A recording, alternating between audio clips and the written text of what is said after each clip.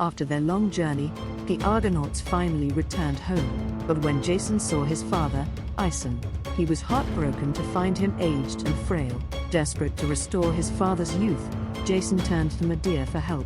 Instead of simply transferring some of Jason's life force to Jason, Medea took a drastic step. She cut Jason's throat, letting his old blood drain out, and then replaced it with a powerful elixir.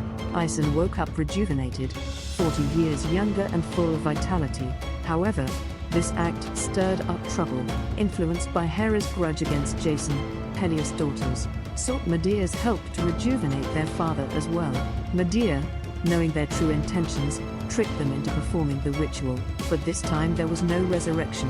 Pelias met his demise at the hands of his own daughters, leaving his son, Acastus, to take the throne. Naturally, Jason and Medea were exiled from the island by Acastus, their journey taking another unexpected turn.